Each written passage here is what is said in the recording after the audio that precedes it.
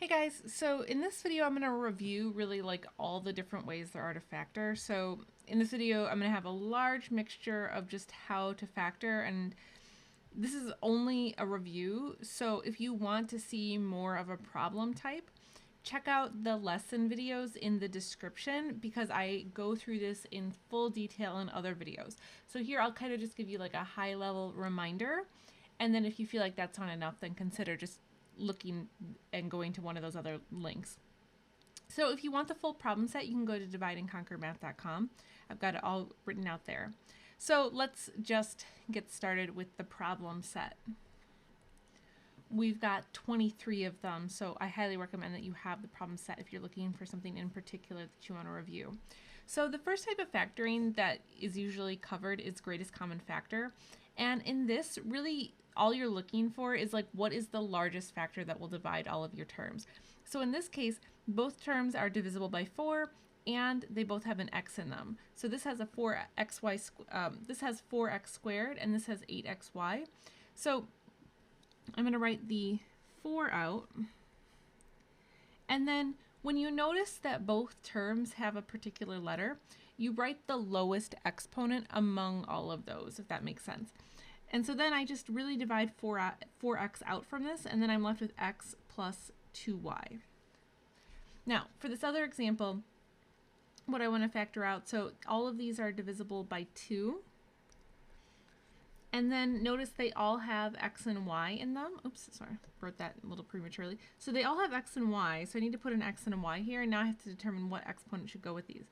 So as I look across the x's, the lowest exponent for the x's is this 2 here. So I'll write 2x squared, and then for the y's, I've got y squared, y to the 5th, and y. So this will be 2x squared y. So there is your greatest common factor.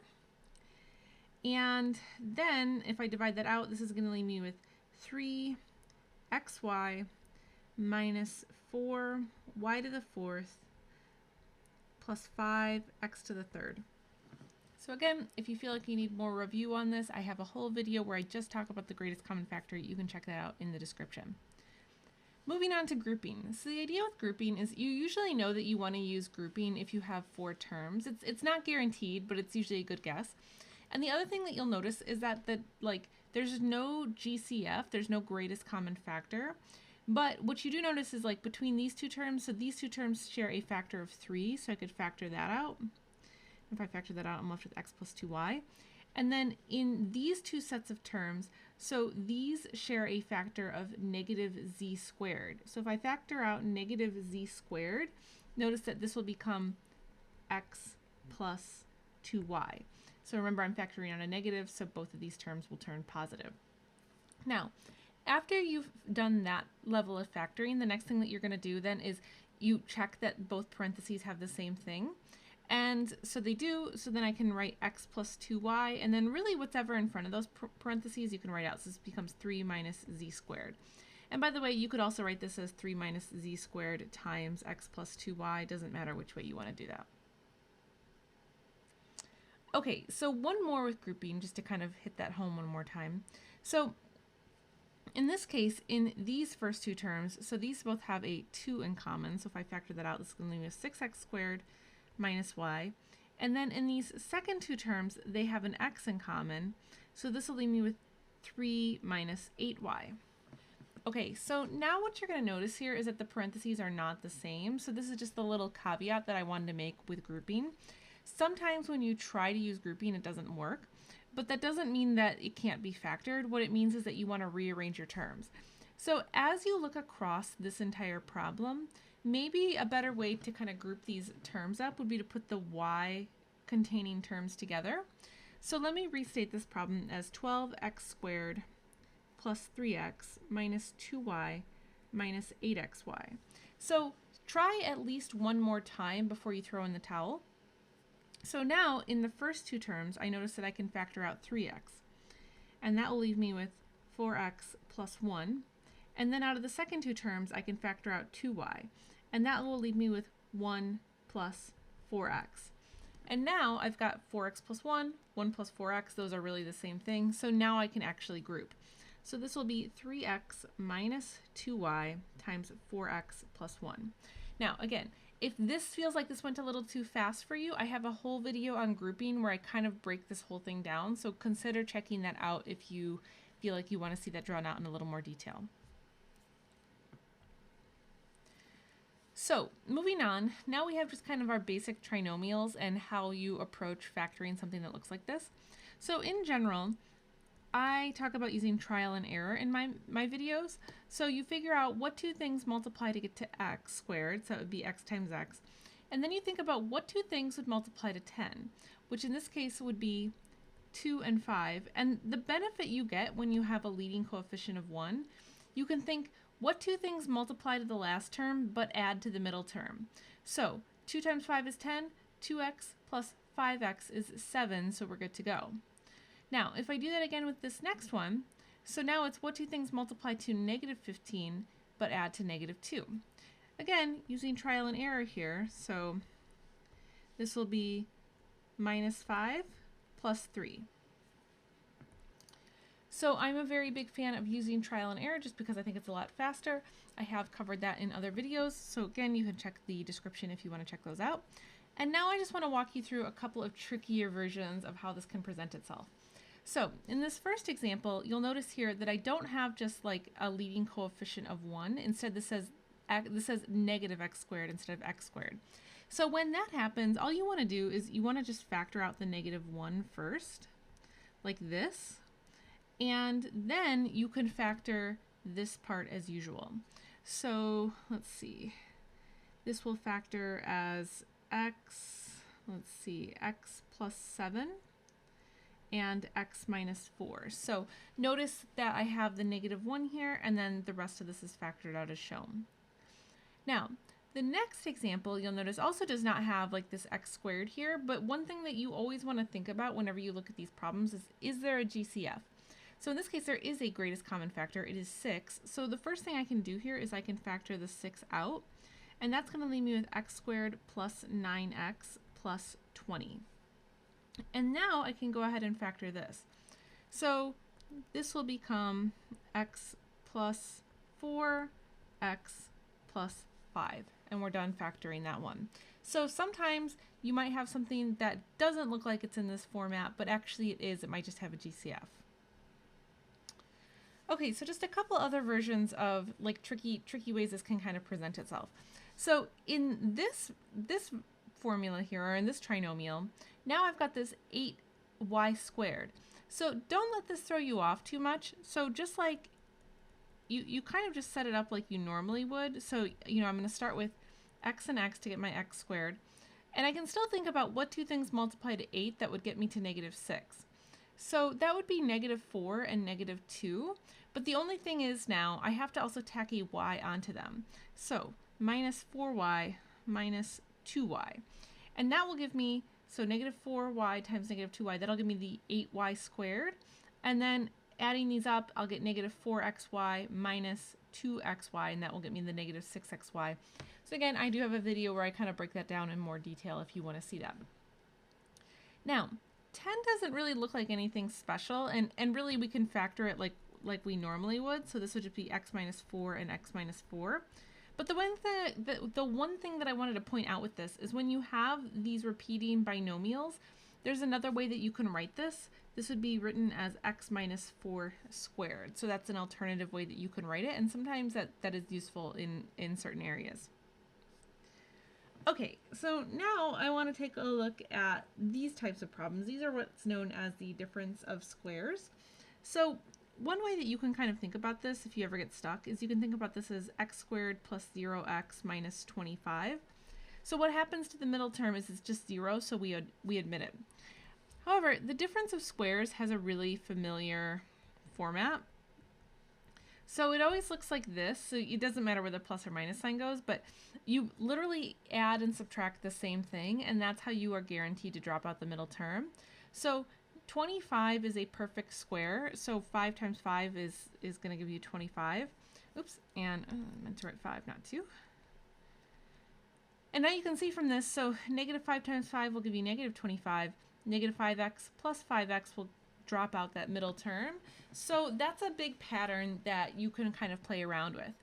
And you can extend that pattern to an example like this one here, where 9 is a perfect square and 4 is a perfect square. So don't let the fact that this is a fraction throw you off. You know that this is going to use the difference of squares, so you just kind of leverage the pattern. So 9 is a perfect square because 3 times 3 is 9, and 4 is a perfect square because 2 times 2 is 4. So you can literally just add, those perfect squares, I can't write today, like this. And then you're good to go, and the middle term will still drop out. Now we're going to take a look at a couple of examples that maybe don't work quite so nicely. So in these examples, notice I've got 2x squared plus 11x plus 5. So now I don't have that nice x squared, and this does kind of make things a little bit more challenging. So I've talked about in one of my videos all these different ways that you can kind of work with this, but I'm still a big fan of trial and error. So at the end of the day, with trial and error, the whole thing about it is you're really just concerned about what two things multiply to get to the first term and what two things multiply to get to the last term. And you make a guess and you see if it works, and if it doesn't work, then you make another guess. And after you practice this enough, you get pretty good at making your guesses and kind of thinking a little bit ahead. So it does take a little bit of time to get used to factoring like that, but once you get it, you are going to be a very, very strong student when it comes to factoring. So to get 2x squared, the only way you can really get that is by doing 2x and x. Now, to get to this 5, well, the only way to get to 5 would be 5 and 1.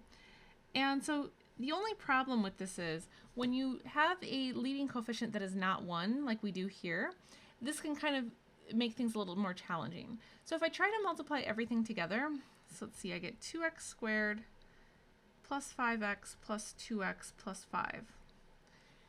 And so you'll notice that when I multiply this back together, I get 7x and not 11x.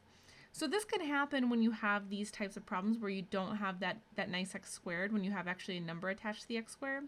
So you just have to kind of get used to thinking ahead with that. And when that happens, really the problem here is that I just need to switch the 1 and the 5. And now, let's see, this one didn't work, but now if I try this again, this becomes 2x squared plus x plus 10x plus 5. And now we're in business. So, you know, you just have to practice that a little bit.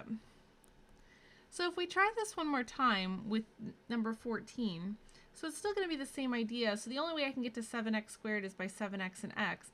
Now I just have to think through the details here. So I know that they're going to be two negative numbers because that's the only way that this will end up negative.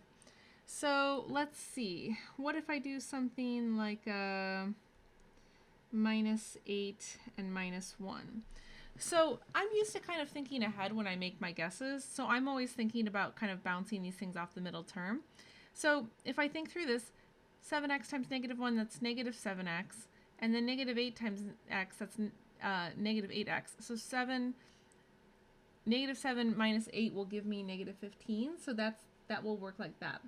But if you don't feel comfortable in factoring like that, where you kind of do it all in your head, you can always just make that guess and then kind of work it out like I did up here. And eventually it will come. You just have to kind of keep practicing it, and eventually you will get much more comfortable with it. So now I want to take a look at a few more examples of things that look like they might be in that ax squared plus bx plus c form, so the non-leading coefficient of 1. So in this example, so when I look at it, I have the non-leading coefficient of 1 and it's negative, but again, you always want to kind of watch out for a GCF.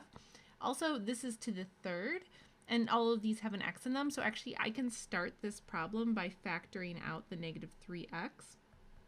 And then you'll notice that this turns actually into a leading coefficient of 1 problem, like this. So sometimes, you'll be able to factor out a GCF and then it won't actually be in this form, and other times, it will be in this form. So it just kind of depends, so you just have to kind of stay on your toes. So this then will factor, let's see, negative 3x, and then let's see, this will be x plus 11, and then x minus 6. And so that would be how that one factors. Okay, so now for this next one, so this is actually a problem where I want to kind of just give you a good guess that you can make, I guess. So in this problem, I have x squared and xy and y squared. So the thing I want to point out here is that 16 is a perfect square and 9 is a perfect square. So a very good guess for this would be to start out by trying to set this up actually as just a perfect square trinomial, which means let's see what happens if I just repeat this. This is usually a good guess to start with. It may not work and then you might have to make other guesses, but when you notice that this and this are both perfect squares, you want to try that out. And you'll notice that by setting this up, this gives me negative 12xy and negative 12xy, so that gives me the negative 24xy, so we're good to go. And just another reminder with this, so I could rewrite this like this. Okay, so now I just want to spend a little time going through a few more difference of squares types exercises, because once you kind of establish the pattern, you can do some really crazy factoring. So the pattern in this case, we already talked about it, but it's this idea of minus the number and plus the number, like this. Let's see, I'll make this 9 look a little more clear. So I've got x minus 9 and x plus 9 for this x squared minus 81. So this pattern we can really continue, and it doesn't matter like really what is like what's in front here as long as it's a perfect square. So for instance, for 25x squared, well, 25 is a perfect square because it's 5 times 5. So I could set this up as 5x minus 2 and 5x plus 2.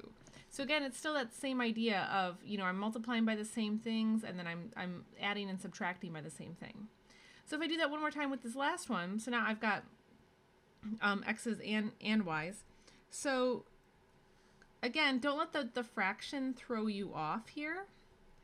Think about why that fraction is a perfect square, how the top and bottom are perfect squares. And then you can kind of break everything else down like this. So you're just kind of following that pattern of that perfect square. Okay, so I have just a couple more that I want to go through. So just to finish this out, we're going to talk about the sum and difference of cubes. So you know that you have one of these types of problems because it'll be two terms and then they're both cubes. So this is a cube and 8 is a cube. Here this is cubed obviously, and then 27 is a cube. So the way that you work through these is you have to use these formulas. So I've just gotten them written out for you.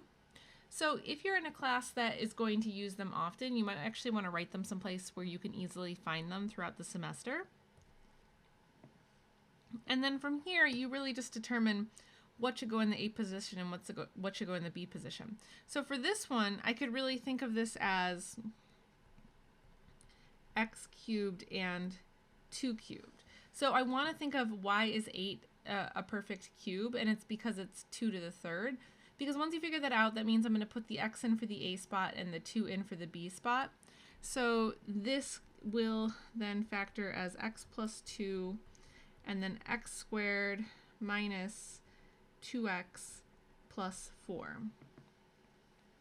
And so if I do that here with like 21, so 27 is 3 to the third. So if I wanted to set this up then as in its factored form, this would be x minus 3, x squared plus 3x plus 9. And so you can continue that pattern with slightly trickier versions of this, but it's still the same idea. So you're still using the same formula. So like here in number 22, so if I wanted to write this in its like cube form, I would write this as 3x to the third and then minus 1 to the third. So notice how kind of writing this out like this might help you figure out how you actually want to set up the factoring. So then this will be 3x minus 1. And then remember, you have to square all of this term. So I have to take 3x and square it. And then this will be minus 1 times 3x. And then, oops, sorry, this should be plus, and then this will be plus 1. So I can sort this out. The final factorization here will be 3x minus 1, 9x squared plus 3x plus 1. And then for this last one, so this will be 2x cubed plus 4y cubed. That would be how you'd think about it in terms of what do I put in for the A and the B. And so then I can set this up as 2x plus 4y, and then I need to take 2x and I need to square all of that.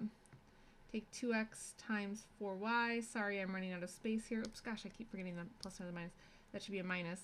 And then plus 4y squared. And so then if I want to simplify all of this, this will equal 2x plus 4y times 4x squared plus 8xy plus 16y squared. And so that will be how that one factors. And so that concludes this review. That's like really a very robust look at all these different types of factoring problems. So if there was any type of factoring that you felt a little rusty on and you want a more robust review, you can check out any of my other links to my other videos in the description. Otherwise, thanks for watching, guys. I'll catch you next time.